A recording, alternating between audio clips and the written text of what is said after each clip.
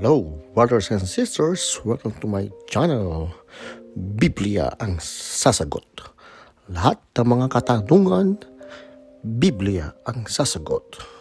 Mga kwentong Biblia, biblikal, istorya, Biblia ang sasagot. Lahat ng katanungan, Biblia ang sasagot. Sa pangunguna ni Brother Eli Soriano at si kapatid na Brother Daniel Rason, member Church Guard International. Brothers and sisters, mga kapatid, ang ating paksa ngayon ay kwentong biblikal. Ang kumpletong kwento ng Biblia na hindi mo pa nakikita kailanman. Tara, samahan niyo ko at pag-aralan kung ano ang mga kwentong Biblia na hindi mo pa nakikita kailanman. Excuse me po. Ngayon, titingnan natin ng mas malalim ang Biblia. Simula sa Lumang Tipan hanggang sa Bagong Tipan. Tatalakayan natin ang lahat ng mga kwento nila Adan at Eva sa Hardin ng Eden hanggang sa buhay ng mga apostol matapos ipako sa krus si Jesus. Sa pagtatapos ng video na ito, makikita mo ang Biblia sa isang bagong liwanag at malamang na mararamdaman mo na mas malalim na koneksyon sa mga banal na tekstong ito. Ang paglalakbay sa Biblia ay hindi lamang tungkol sa pag-aaral ng mga kwento.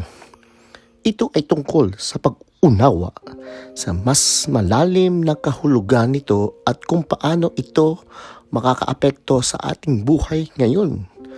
Kung may mga bahagi ng Biblia na tila nakakalito na hindi malinaw, ang video na ito ay makakatulong upang mas maging malinaw ang mga ito.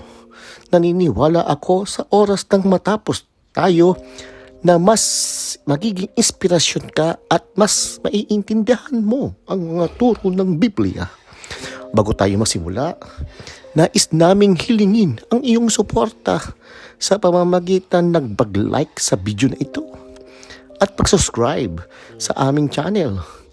Ang simpleng akbang na ito ay malaking tulong sa atin. Salamat. Magsimula tayo sa simula. Bago nagkaroon ng universo, naroon lamang ang Diyos na umiiral sa labas ng oras mismo. Ang Diyos ay palaging umiiral, hindi siya nilikha. Palagi na siyang nariyan bilang pangunahing pinagmulan ng lahat ng umiiral. Bilang isang walang hanggang nilalang, ang Diyos ang pangunahing tagapagtayo ng lahat ng bagay. At ang kanyang pag-iral ay hindi nagsimula sa isang punto. Palaging naririyan yan. Madalas tawagin ang Diyos bilang Ama ng kawalang hanggan dahil siya ang nagpapakita ng konsepto ng walang hanggang buhay. Nang nagsimula ang mundo, nilikha ng Diyos ang langit at ang lupa. Sa ika-6 na araw ng paglikha, nilikha ng Diyos ang tao ayon sa kanyang imahe. Una, nilikha niya si Adan at pagkatapos ay ginawa si Eva mula kay Adan. Ang unang mga tao, sina Adan at Eva, ay dalisay at perpekto. Sila ay nanirahan sa Eden, tinatamasa ang malapit na relasyon sa Diyos. Inaalagaan ang paraiso na ginawa niya para sa kanila. Gayon mamang, nang nagkasala si Adan at Eva, naapektuhan ito ang buong sangkatauhan na nagdala sa atin sa isang kalagayan ng moral na pagbagsak. Ito ay kilala bilang pagbagsak mula sa biyaya. Sina Adan at Eva ay nagkaroon ng 2 anak na lalaki, si Cain at si Abel. Sa kasamang palad, hinayaan ni Cain na manaig ang selos at pinatay ang kanyang kapatid na si Abel, na siyang unang pagpatay sa kasaysayan. Pagkatapos ng trahedyang ito, ay nagkaroon ng isa pang anak si Adan at Eva na si Seti. Mula sa lahi ni Set at nagmula ang isang grupo ng mga tapat na nananampalataya ng umaasang makakamit ang kaligtasan at biyaya ng Diyos. Hindi nagtagal matapos ang paglikha, ang mundo ay nalugmok sa malalim na kasamaan at kaguluhan. Nakita ito ng Diyos at nagpasya siyang puksain ang sangkatauhan ng kanyang nilikha upang lipunin ang laganap na kasamaan. Ngunit may isang mabuting tao na nanatiling matuwid sa mata ng Diyos, si Noe. Kaya nagdala ng Diyos ang isang malaking baha upang linisin ang mundo. Niligtas lamang si Noe, ang kanyang asawa, ang kanilang 3 anak na lalaki, sina Sem, Ham at Japet, at ang kanilang mga asawa. Sila ay nakaligtas dahil sila ay nasa loob ng isang arka na tinayo ayon sa utos ng Diyos.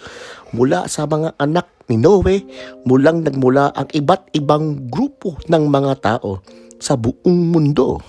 Si Sem ay naging ama ng mga Semitiko na kilala ngayon na isang bahagi ng gitnang silangan. Si Ham naman ang naging ninuno ng iba't ibang bansa sa Africa, Asia, at si Japet ay pinaniniwala ang naging ninuno ng mga tao sa Europa. Sa paglipas ng panahon, pumili ang Diyos ng isang partikular na lahi kung saan niya ipapanganak ang isang bansa na magpapakilala sa Mesiyas sa mundo. Ang tawag na ito ay para kay Abraham na naninirahan sa Ur ng mga Kaldero. Iniwan ni Abraham ang kanyang lupang tinubuan at ang kanyang pamilya, sumunod sa isang paglalakbay na puno ng pananampalataya at nagtatayo ng mga altar upang parangalan ng Diyos saan siya magpunta. Ang kanyang paglalakbay ay kaugnay ng kanyang pamangkin na si Lot, na magiging ninuno ng mga Amonita at Moabita. Nang si Abraham ay yung 70 taong gulang at naninirahan sa Haraan, ipinangako ng Diyos sa kanya na magkakaroon siya ng isang anak na magsisimula ng isang dakilang bansa na magpapala sa lahat ng pamilya sa mundo. Naghintay si Abraham ng taon na para matupad ang pangako ng Diyos. Habang naghihintay, nagsimula na magduda si Sarai, ang asawa ni Abraham, kung matutupad ba ang pangako ng Diyos. Inimungkahi niya na magkaroon ng anak si Abraham sa kanyang alipin na si Hagar. Mula sa onyong ito ipinanganak si Ismael na magiging ninuno ng mga Arabong bansa na madalas ay nagkakaroon ng alitan sa mga Israelita. Nang si Abraham ay 70 taong gulang, muling nagpakita ang Diyos sa kanya. Hinihikayat siyang lumabas sa kanyang tolda at bilangin ang mga bituin. Ipinangako na ang kanyang mga inapo ay magiging kasing dami ng mga bituin sa langit. Ipinahayag ng Diyos kay Abraham na ang kanyang mga inapo ay lalaki ng labis, kasing dami ng mga bituin sa langit at ng mga butil ng buhangin sa dalampasigan. Gayunpaman, nalaman din nila na sila'y magtitiis ng 100 taon ng pagkaalipin. Sa panahong ito, binago ng Diyos ang pangalan ni Abraham na nangangahulugan na dakilang ama si Abraham, na nangangahulugang ang ama ng maraming bansa, upang ipakita ang kanyang bagong papel na ang batang ipinangako kay Abraham at sa kanyang asawa si Sarah ay hindi pa ipinanganak. Umabot na si Abraham ng daang taon na si Sarah ay malapit ng 90. Sa wakas, Pinagpala sila ng isang anak na pinangalanang Isaac. Nagpakasal si Isaac kay Rebecca na simula ay hindi magkaanak. Pagkatapos ng 20 taong kasal sa pamamagitan ng banal na intervention na paggaling si Rebecca na nagbunga ng kapanaknakan ng kambal na sina Esau at Jacob. Si Esau ay isang ninuno ng mga Edomita at si Jacob na kalaunan ay pinangalanan ng Israel matapos ang isang mahalagang espiritual na karanasan ay naging ninuno ng mga lipi ng Israel. Si Jacob ay nagkaroon ng 12 anak na lalaki at isang anak na babae. Sa pamamagitan ni Jose, isa sa kanyang mga nakakabatang anak, napunta ang pamilya ni Jacob sa Ehipto na may kabuang 70 tao noong panahong iyon. Sila ay nanirahan sa Goshen, isang lugar na kilala sa matabang lupa at sa loob ng 4 na siglo. Ang grupo na nagsimula sa 70 ay lumaki sa humigit kumulang 2 milyong tao sa kabilang ang kanilang mga pamilya. Sila ay umalis sa Ehipto sa ilalim ng pamumuno ni Moises. Ang malaking grupong ito ay humarap sa maraming pagsubok patungo sa lupang pangako na naresulta sa isang paglalakbay na 3 buwan sana. Ngunit naging 4 taong paglalakbay dahil sa mga espiritual na pagsubok at pag-alinlangan ng pananampalataya. Sa panahong ito, na pinamumunuan ng mga hukom, ang mga Israelita ay madalas na namuhay sa kaguluhan, apektado ng kanilang katigasan ng ulo at inaapi ng iba't ibang mga kaaway.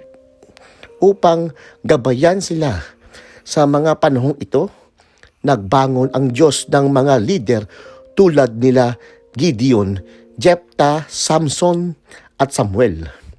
Matapos ang panahon ng mga hukom, ang mga Israelita na nagnanais maging katulad ng mga kalapit na bansa ay humiling na isang hari upang mamuno sa kanila, imbes na banal na pamumuno.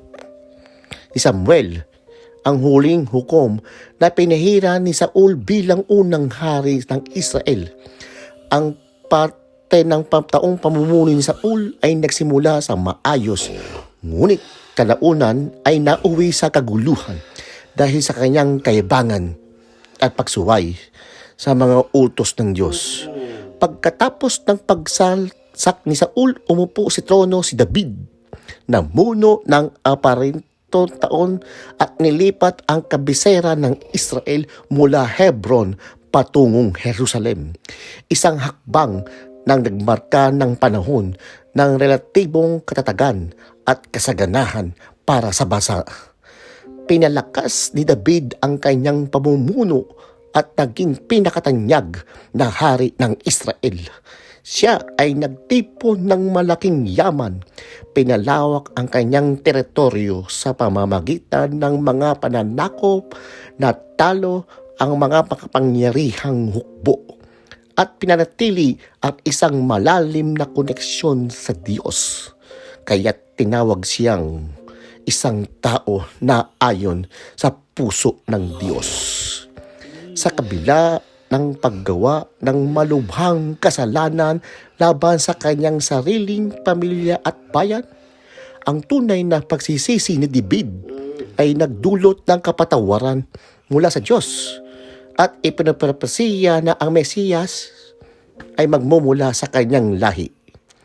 Pagkatapos ng kamatayan ni David, ang kanyang anak na si Solomon ang umakyat sa trono at namuno ng 30 taon.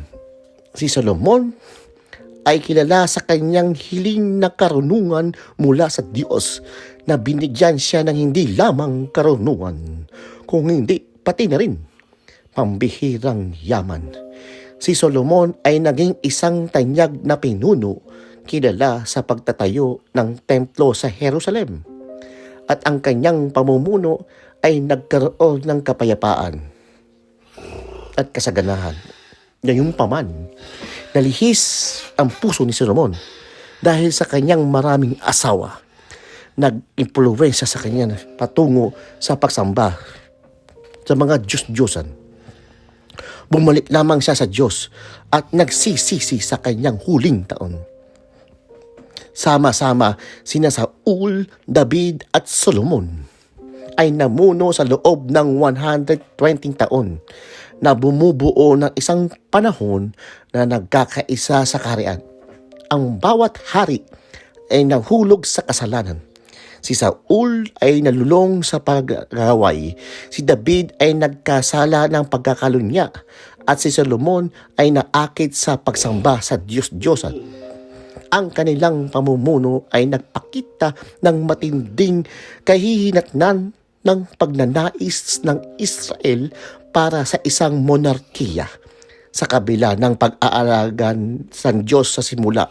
Pagkatapos ng pamumuno ni Solomon, ang kanyang anak na si Rehoboam at umupo sa trono.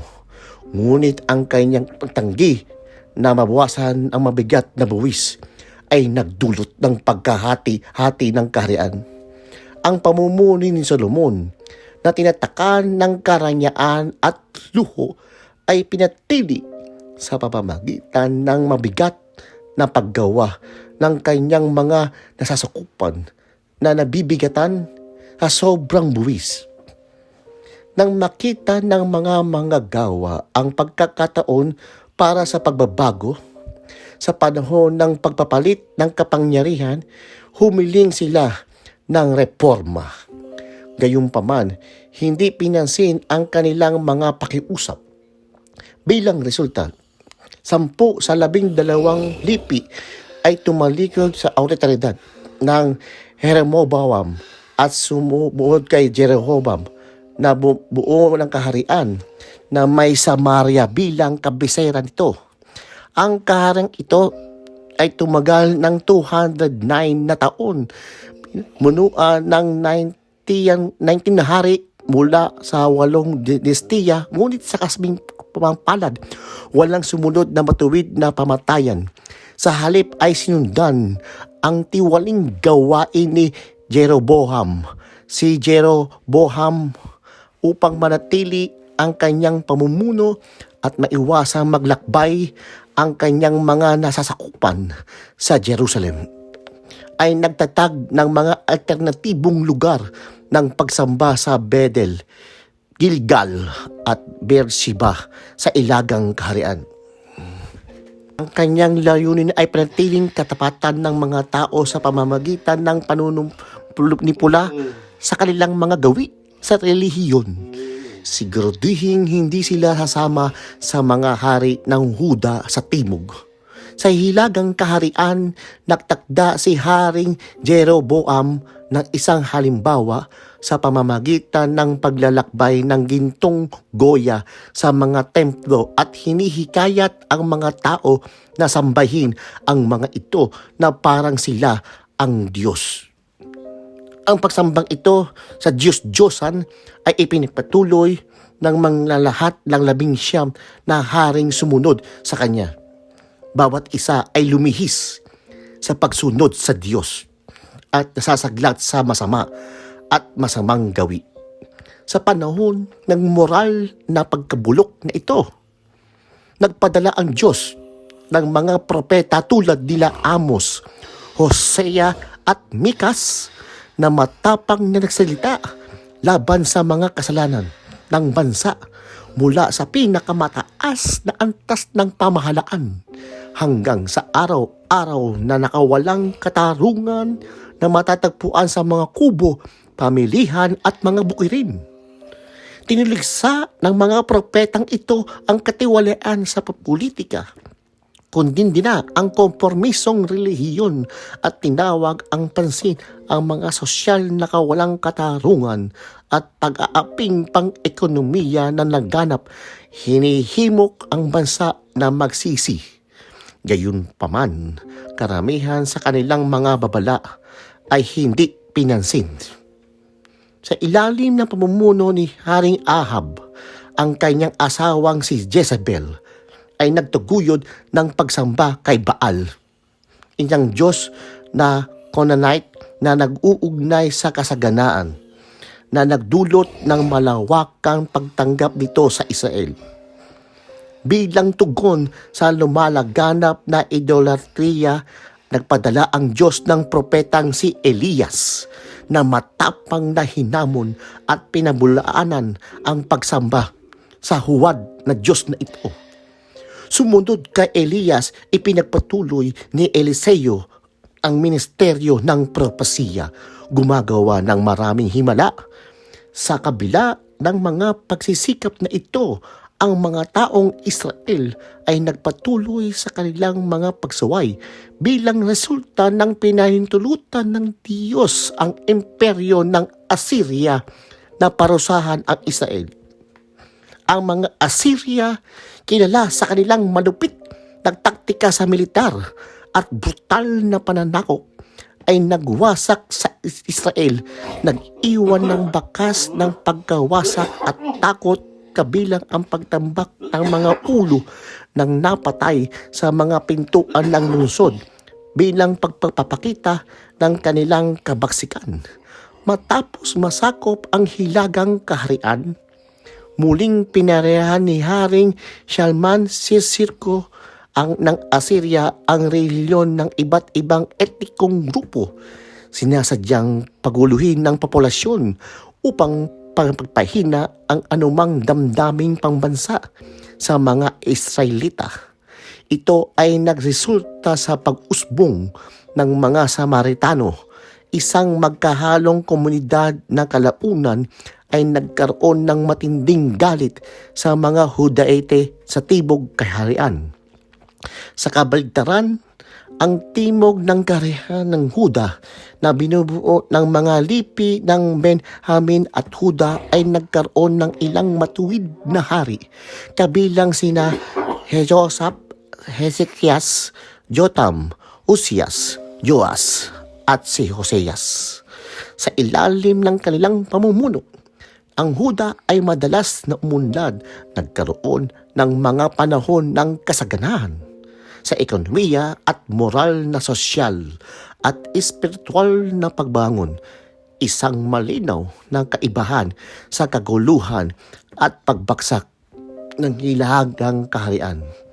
Sa timog ng kaharian, hinulaan na magdadala ng Mesiyas mula sa lahi ni David, isang nag-iisang royal na dinastiya ang lumawak sa trono upang iparating ang kanyang mga mensahe sa mga naninirahan sa Huda.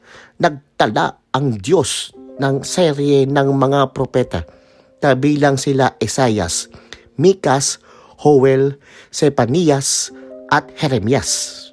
Sa kabila ng mga banal na babala gabay na ito, ang bansa ay nahulog sa malalim na moral ng pagkabulok, patuloy na hindi pinapansin ng tinig ng Diyos. Bilang resulta ng kanilang pagpatuloy na pagsuway, pinahintulutan ng Diyos ang mga hukbo ng Babylonia na talunin sila bilang anyo ng banal na kaparusahan. Ang mga tao ng Huda ay dinala sa pagkabihag sa mga Babylonia. Ang tibok ng kaharian na kilala bilang Huda ay nagtagal ng matuluyang bumagsak dahil sa dalawang malaking pananakop. Sa unang malaking pagsalakay, dinaig ng mga hukbo ni Haring Nebukadnezar ang Jerusalem. Sinira ang malagang templo, isang simbolo ng kanilang pananampalataya at pagmamalaki, at dinakip ang maraming mga tao. Iniwan ang lungsod sa malalim na kahihiyan at pagkawasak. Ang panahon ng pagkabihag na ito ay tumagal ng ilang taon, saktong pagtubag sa propesiya na ibinigay ng Diyos kay Jeremias. Sa kabila ng mahirap na panahong ito ng pagkakatapon, patuloy na nagbigay ng gabay ang Diyos sa mga bihag na pamagitan ng mga propetang sila Jeremias, Ezekiel at Daniel.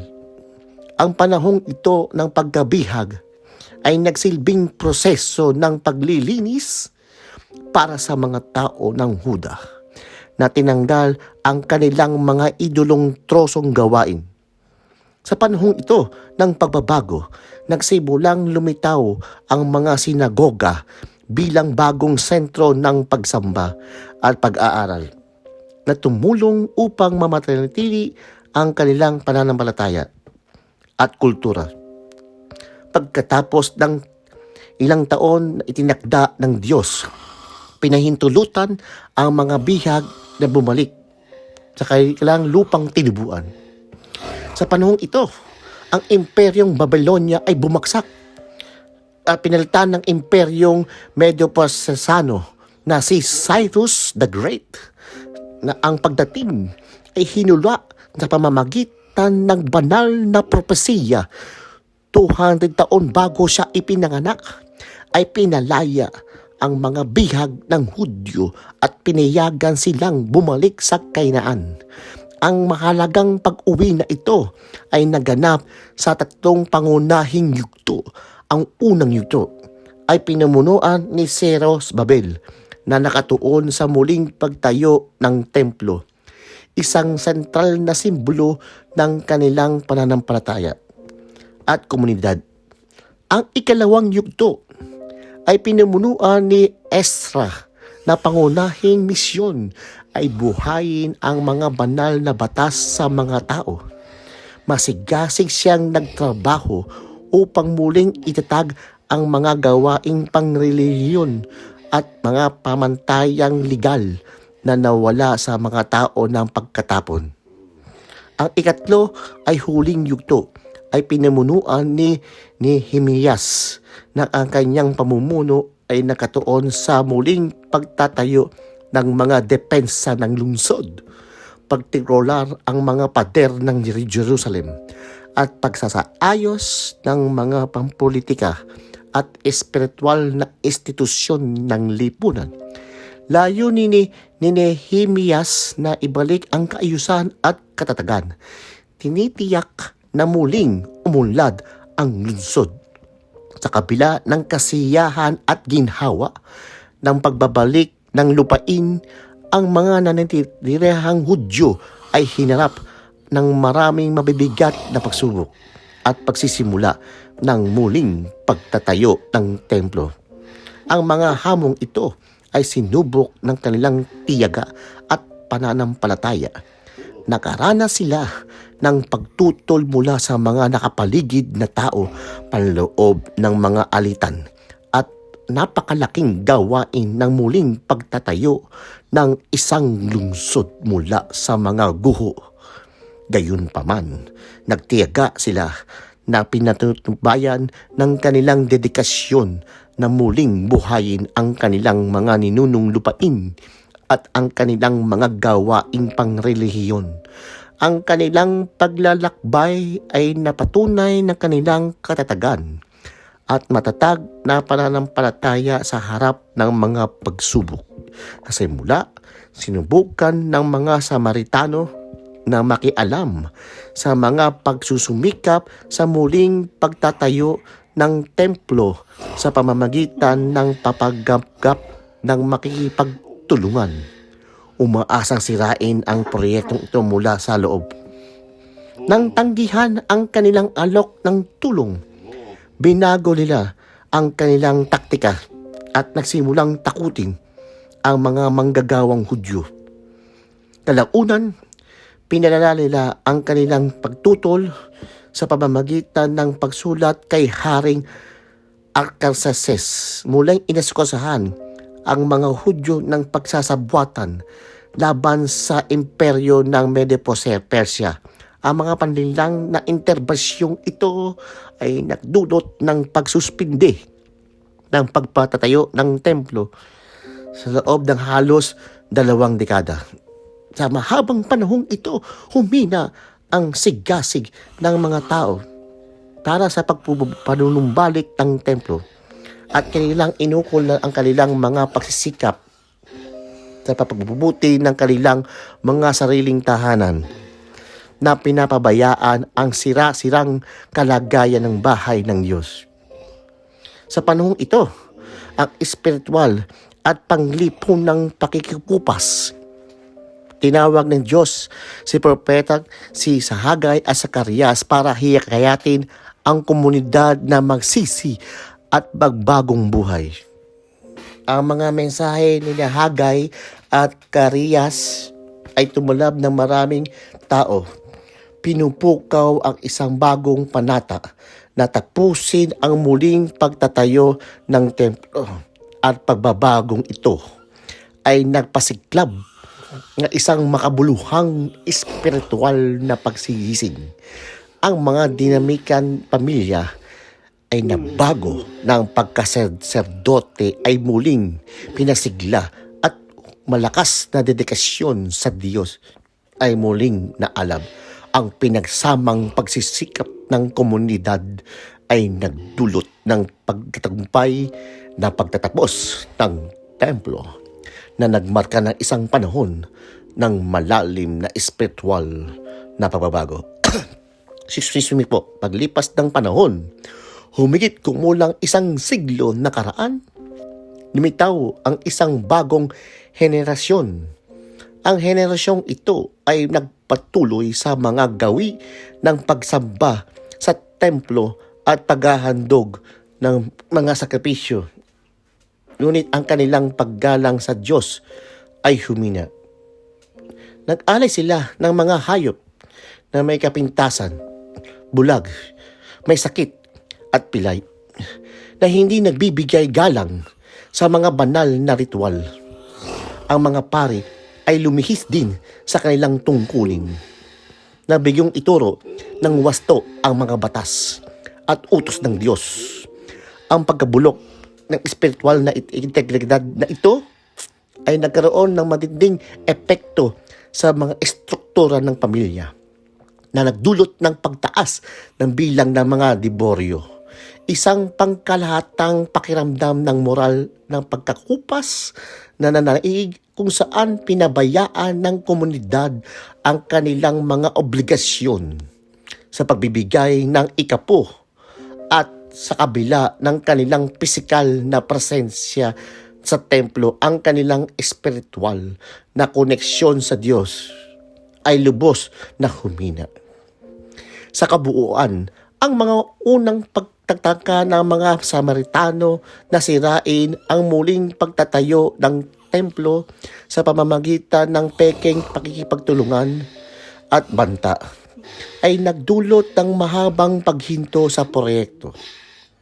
Ang mga propetang sila Hagay at Zacarias ay nagkaroon ng malagang papel sa muling pagsiklab ng espiritual na sigla ng komunidad, na nagdulot ng panahon ng makabuluhang pagbabago ng buhay at dedikasyon.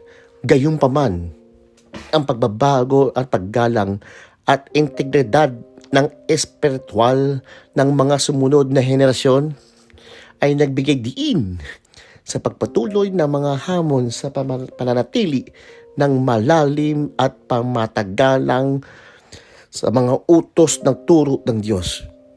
Sa panahong ito, tinawag si Diyos si Malakiyas upang akayin ang mga taong pabalik sa katwiran.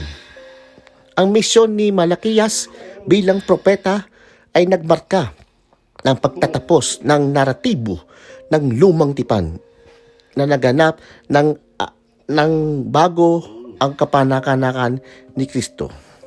Ito ay nagtapos sa kilalang panahon ng mga propeta at nagsimula ng 200 taong yugto na sinatawag na intertestamental period, ang panahon ng katahimikan ng mga propeta. Sa mga sumunod na siglo, iba't ibang relihiyoso at teksto na hindi kasama sa canonical na Biblia ay naisulat, nakilala bilang apokripa.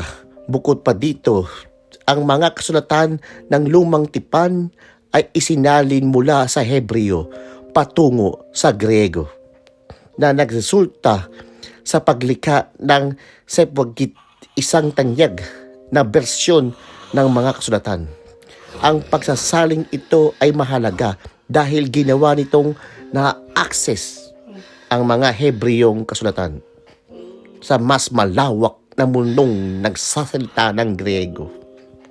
Sa panahong ito, ang Imperyong Medo-Persiano ay nalupig ng mga Grego sa pamumuno ni Alexander the Great. Ang malawak na pananakop ni Alexander ay nagpakalat ng kulturang Hellenistiko at wikang Griego sa malayo at malawak. Sa kabila ng pananaw na murang edad ng 23, nagsasabi ang kanyang ipinagluksa dahil wala ng mundong pangsakop, ang impluwensya ni Alexander the Great ay nagpatuloy. Ang kanyang kamatayan ay nagdulot ng pagkahati ng imperyo at ang 4 na general na malaki ang naging epekto sa hinaharap ng tanawing pampolitika. Partikular na ang mga Ptolemies at Ehipto at ang mga Seleucids at Syria ay naging makapangyarihang presa na ang patuloy na magtungtagulian ay malaki ang naging impluwensya sa relihiyon. Ang Israel ay natagpuan ang sarili ng nasa pagitan ng mga makapangyarihang imperyong ito, minsang kontrolado ng isa at pagkatapos ay iba. Sa panahon ng kaguluhang ito, si Antiochus Epiphanes ay gumawa ng malaking pagsasalaula sa pamamagitan ng paghahandog ng baboy sa altar ng templo ng Jerusalem. Ang gawaing ito ay labis na kasuklam-suklam sa Hudyo at nagdulot ng malaking kaguluhan.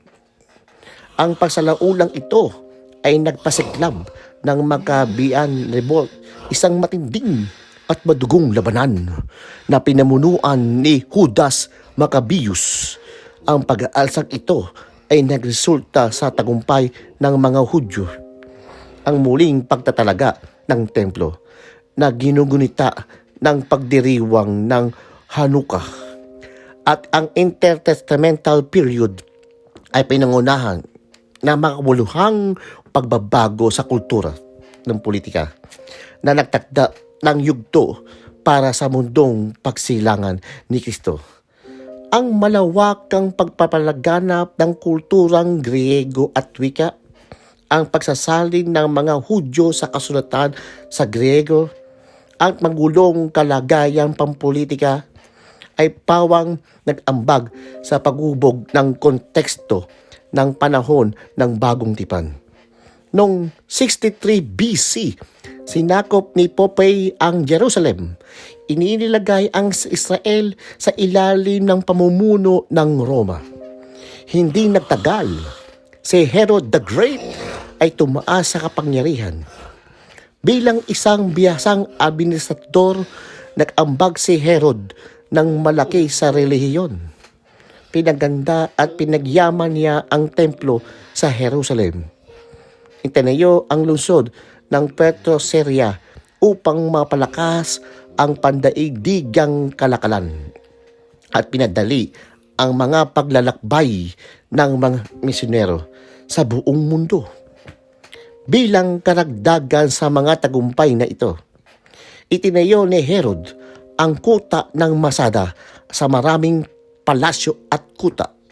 Sa kabila ng kanyang mga nagawa, si Herod ay pinahirapan ng kawalan ng kapataganagan at marahas na kalikasan. Palagi siyang natatakot na mawala ang kanyang kapangyarihan na naghahantungking sa kanyang buong panahon ng kanyang pamumuno. Ang personal na buhay ni Herod ay magulo. Nag-asawa siya ng 10 beses at nagkaroon ng ilang mga anak.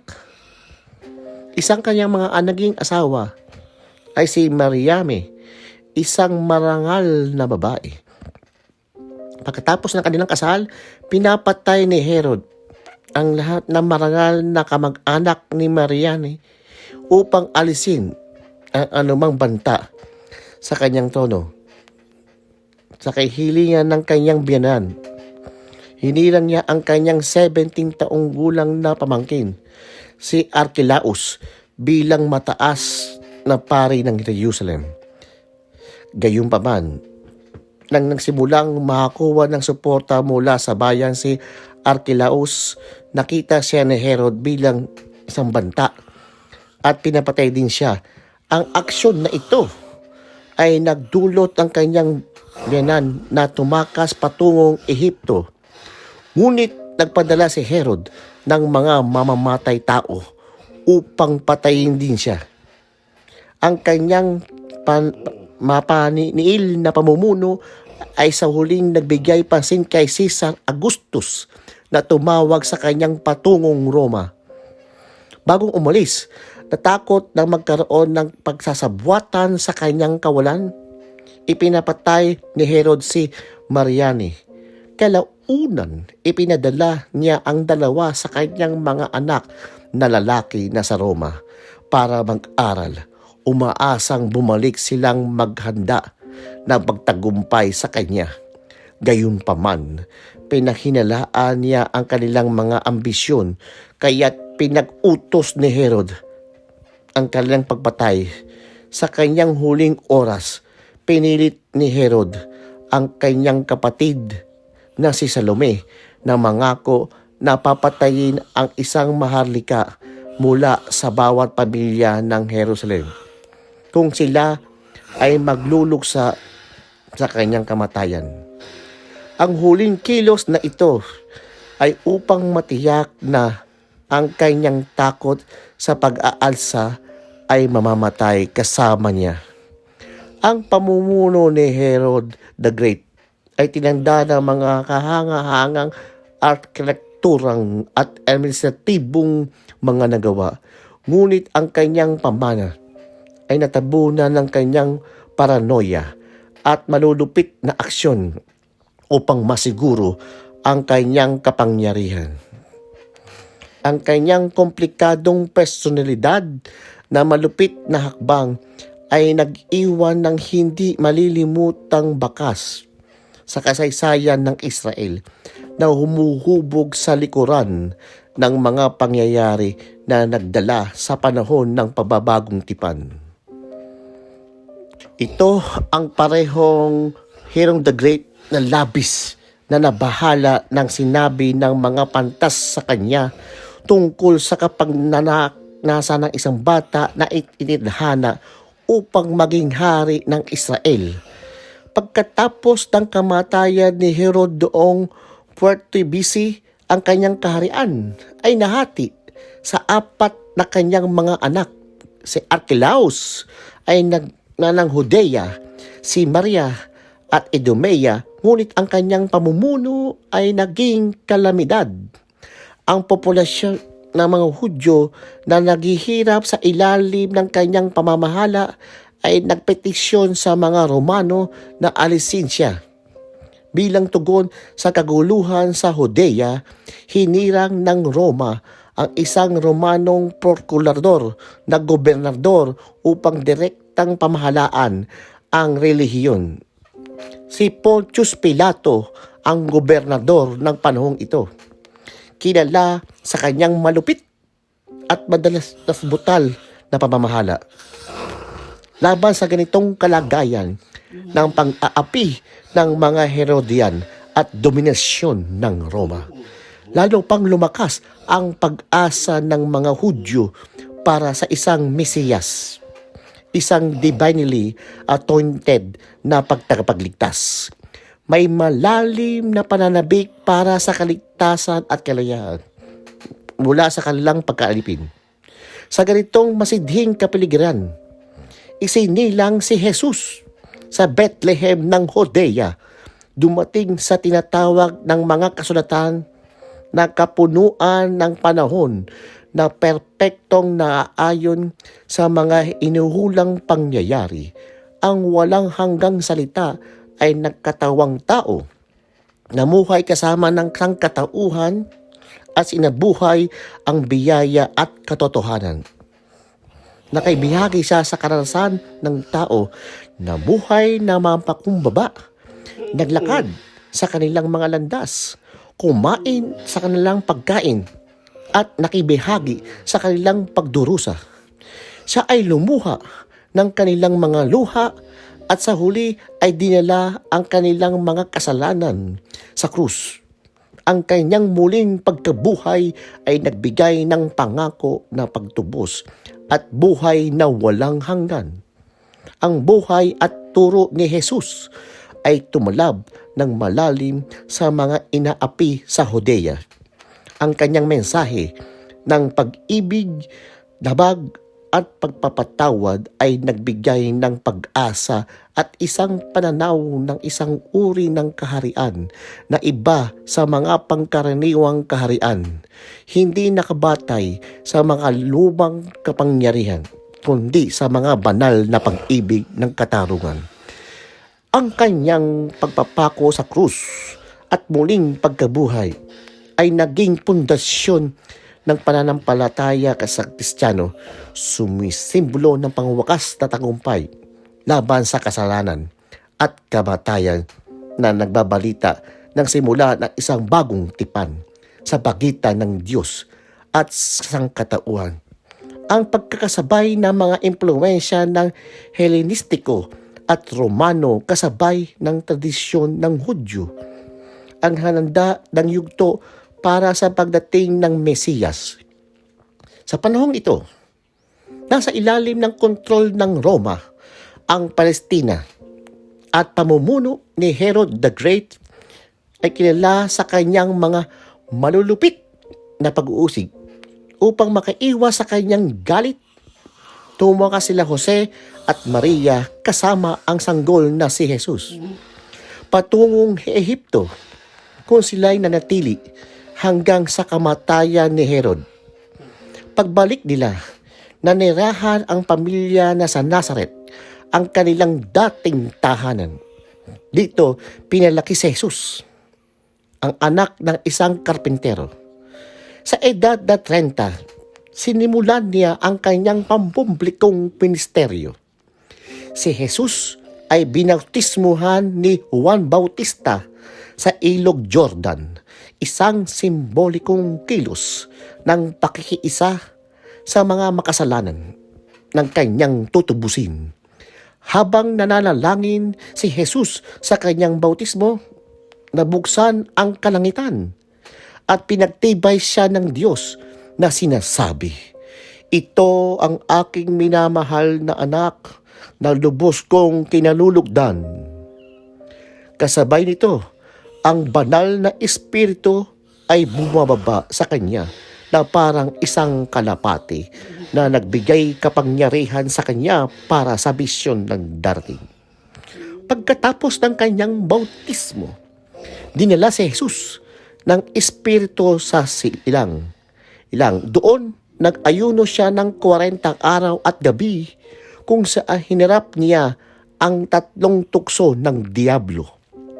Sa bawat pagkakataon, nilibanan ni Jesus gamit ang kasulatan bilang kanyang depensa. Ipinapakita ang kanyang espiritual na autoridad at determinasyon. Ang diablo na minsan nagtagumpay sa Eden ay nabigo ngayon laban sa ikalawang pagkakataon sa ilang. Tagumpay at puno pa rin ng banal na espiritu. Bumalik si Jesus sa Galilea patungo sa Nazaret, kung saan siya lumaki. Sa sinagoga, binuksan niya ang balumbon ng Esayas at binasa ng malakas. Ipinahayag ang kanyang banal na pagpapahid upang marangal, magpagaling at magpalaya. Isang malinaw na pahayag ng kanyang misyon na pagkilalanan at layunin. Ang impluwensya ng Helenistiko na minerkahan ng kulturang Griego at wika ay kumalat sa buong relihiyon na napanatili ng komunikasyon at papalaganap ng mga bagong ideya. ang mga estrukturang Romano kabilang ang mga kalsada at lunsod ay nagpagaan ng pasigla ng paglalakbay na nagbibigay daan sa mabilis na paglaganap ng mensahe ni Jesus. Samantala, ang tradisyong Hudyo at ang pag-asa sa isang Mesiyas ay nagbigay ng espiritual at kultural na konteksto para sa mga turo at gawa ni Jesus. Habang sinisimulan ni Jesus ang kanyang pampublikong ministeryo, nagpakita siya ng mga milagro, nangaral tungkol sa kaharian ng Diyos, at nagtipon ng mga disipulo. Ang kanyang mga turo ay nagbigay diin sa pag-ibig, kapatawaran, at ang pagdating ng paghahari ng Diyos. Hinamon niya ang mga autoridad sa relihiyon at mga kaugalian ng lipunan sa panahong iyon na nag-aalok, nagpananaw, ibang uri ng kaharian, isang kahariang batay sa katarungan, awa, at banal na pag-ibig. Ang ministeryo ni Jesus ay nag-akyat ng malaking madla at pagkakaibang tagasunod. Ang kanyang mensahe ay tumalab ng malalim sa mga inaapi at mga nasa laylayan ng lipunan na nag-aalok sa kanila ng pag-asa at isang pakiramdam ng banal na katarungan. Yunpaman, ito rin ay nag-udyok ng pagtutol mula sa mga pinuno ng relihiyon at politika na nakaramdam ng banta sa kanyang lumalaking impluensya. Sa kabila ng lumalaking tensyon, nanatiling matatag si Jesus sa kanyang misyon. Ang kanyang paglalakbay mula sa bautismo patungo sa ilang at mula roon sa kanyang pampublikong ministeryo ay naglatag ng pundasyon para sa napakalaking epekto ng kanyang buhay at mga turo. Ang kanyang pahayag na sinagoga at Nazaret ay nagmarka ng simula ng isang kilusan na magbabago sa mundo. Tinutupad ang mga sinaunang propesiya at nagpasimula ng isang bagong panahon ng pananampalataya at pag-asa. Si Jesus ay pumili ng 12 lalaki upang maging kanyang mga apostol at ginugol niya ang maraming oras sa pagtuturo ng pagsasanay sa kanila. Ang kanyang ministeryo ay dinala sa buong Galilea, Perea, Samaria at Judea. Nagturo siya sa mga tao ng mga lungsod, maliliit na nayon at maging sa mga bukas na lugar. Maging ito man ay mga sinagoga sa templo, sa tabi ng dagat o sa mga pribadong tahanan. Ibinahagi ni Jesus ang kanyang mensahe sa parehong mga malalaking pulutong na liliit na grupo. Habang naglalakbay, ipinakita ni Jesus ang kabaitan at habag saan man siya magpunta. Pinagaling niya ang mga may sakit.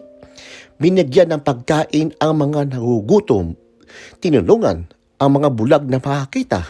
Pinapalakad muli ang mga paralitiko at pinadinig ang mga bingi. Nilinis din niya ang mga may ketongin. Pinalaya ang mga inalihan ng mga demonyo. At maging ang mga patay ay binuhay muli. Si Jesus ang perpektong halimbawa ng Diyos sa lupa. Tinutupad ang propesiya ni Emmanuel na nangangahulugan na ang Diyos kasama natin. Sa pamamagitan niya, tunay na namuhay ang Diyos sa piling natin. Sinimulan ni Jesus ang kanyang paglalakbay sa lupa na may malinaw na layunin. Ibigay ang kanyang buhay bilang isang sakripisyo. Ipinanganak siya upang mamatay, upang tayo ay magkaroon ng buhay. Ang kanyang misyon ay nakaplano na noong paman. Tulad ng ipiniliwanag ni Apostol Pablo, si Jesus ay namatay para sa ating mga kasalanan. Ayos sa mga kasulatan, inilibing at muling nabuhay sa ikatlong araw gaya ng ipinangako sa mga kasulatan. Ang kanyang landas patungo sa krus ay sinadya at pinili niyang ipagpatuloy ito upang tapusin ang kanyang misyon sa kabila ng mga pagsisikap ng diablo na pigilan siya. Sa krus, tinalo ni Jesus ang mga kapangyarihan ng kadiliman.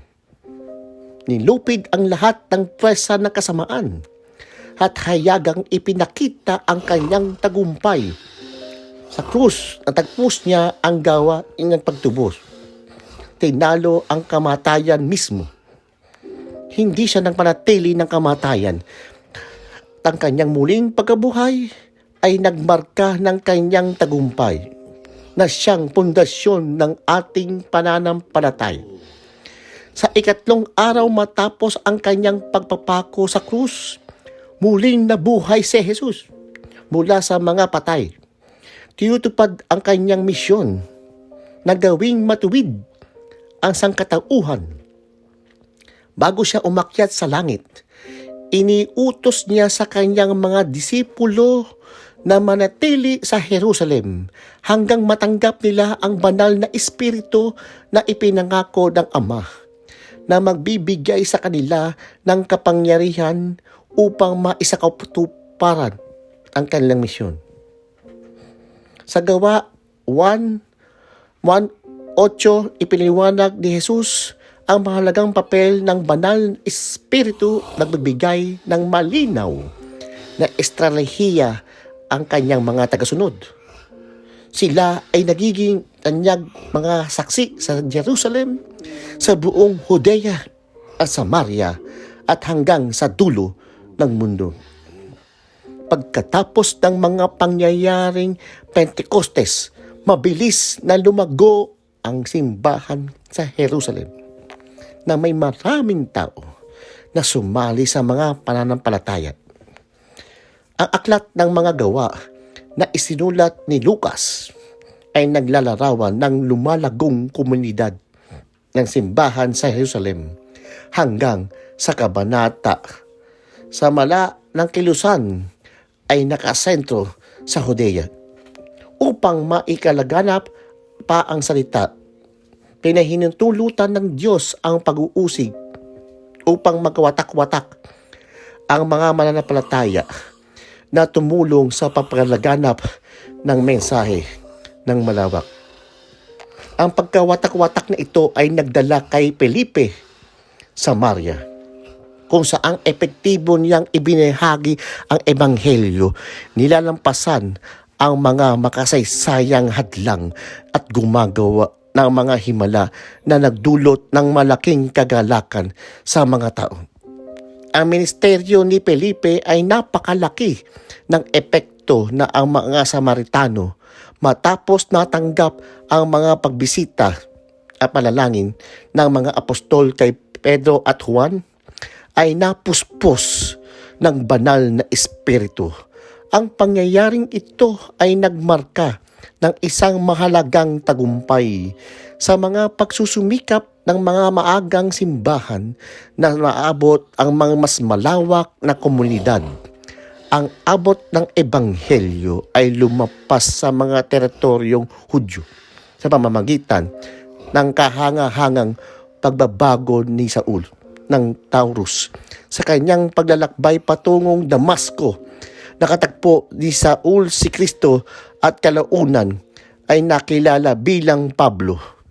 Ang simbahan ng Hentil sa Syrian Antioch ay naging mahalagang sentro para sa mga gawaing ministeryo. Mula doon, sina Bernabe at Saul Pablo ay nagsimula sa kanilang unang paglalakbay misyonero ng mga relihiyon ng Galacia. Binibisita ang mga lungsod tulad ng Perga, Derbe, Iconium at Listra upang matatag ng mga simbahan at inihirang ng mga matatanda. Kasama si Silas, naglakbay si Pablo sa Macedonia at Akaya at kung saan nagtayo sila mga simbahan sa makabuluhang lungsod tulad ng Pilipos, Thessalonica, Berea at Corinto. Habang nasa Syrian Antioch, simulat si Pablo ng ilang mahahalagang liham kabilang ang sulat ng mga taga-Galacia, 2 liham sa mga taga-Corinto at 2 sa mga Thessalonica. Ang mga liham na ito ay nagbigay ng gabay at pagkapalakas sa mga bansang simbahan sa mga relihiyong ito na tumutulong sa kanila na lumago na patatagin ang kanilang pananampalataya. Sa kanyang ikatlong paglalakbay upang ipalaganap ang kanyang mga paniniwala, naglakbay si Pablo sa Asia Minor, partikular na naglalaan ng 3 buong taon, isang abalang lungsod na may higit 300,000 residente. Dito, simulat siya ng mga liham upang gabayan ang lumalaking simbahan sa Corinto. Ang lungsod ay napapalimutian ng kahanga-hangang templo ni Dian na itinuturing na isa sa mga kababalaghan na sinuunang mundo.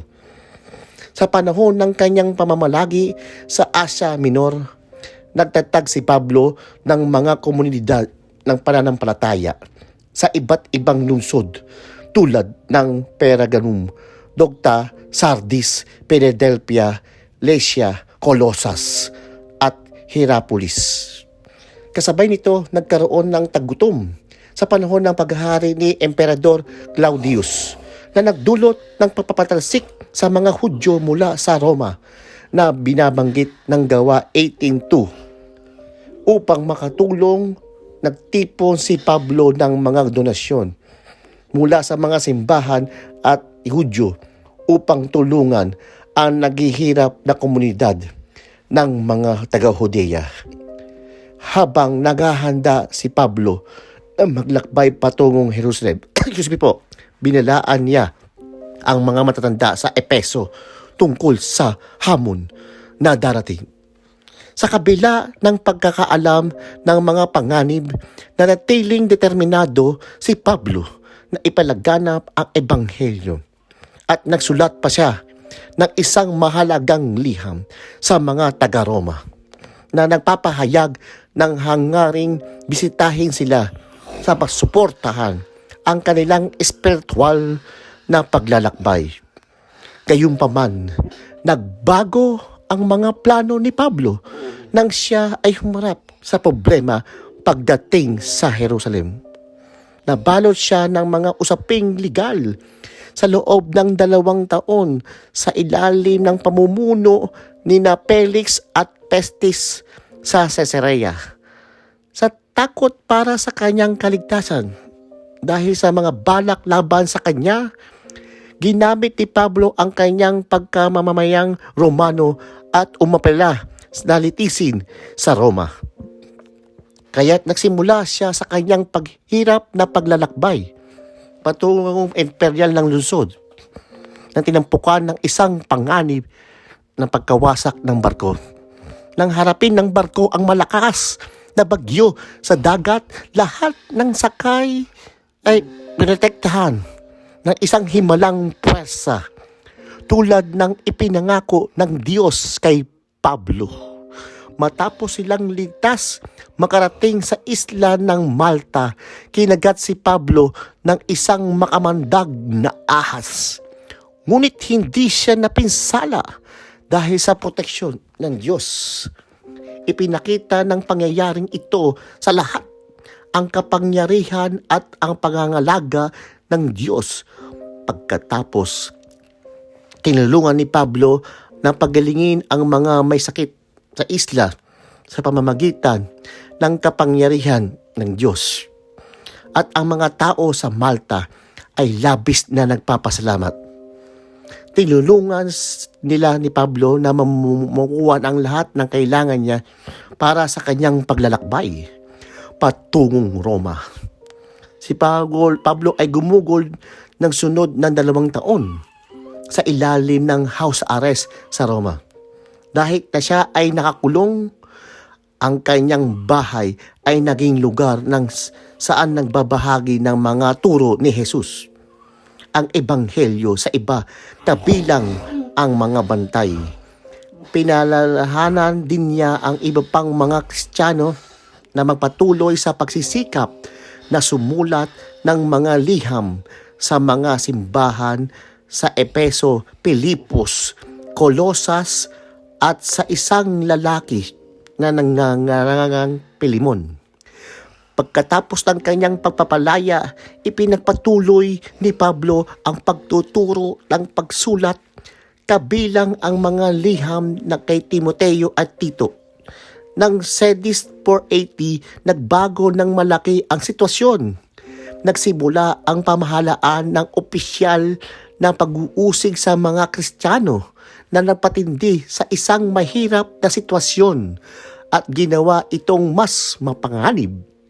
Muli na aresto si Pablo at kinulong sa isang madilim at mamasang-masang bilangguan. Noong Hulyo 17 ng taong iyon, isang malaking sunog ang sumiklab sa Roma na sumira sa malaking bahagi ng lungsod. Sinisi ng Emperador Nero ang mga Kristiyano para sa sunog na nagpasimula ng isang kakilakilabot na panahon ng pag-uusig sa maraming Kristiyano ang pinatay. Ang ilan ay ipinako sa krus at ang iba ay sinunog upang magsilbing ilaw sa mga kalye at gabi. Sa panahong ito ng kadiliman, isinulat ni Pablo ang kanyang huling liham, ang ikalawang liham kay Timoteo. Dito, inihanda niya ang kanyang sarili para sa kamatayan. Ngunit nanatiling puno ng pag-asa, nagtitiwala sa pangako ng Diyos na mabuhay ng walang hanggan at katarungan. Noong mga 60-70 AD, pinatay ang kagalang-galang na Apostol Pablo. Ngunit ang kanyang kamatayan ay nagmarka ng simula ng isang pangmatagalang epekto sa pamamagitan ng bagong tipan.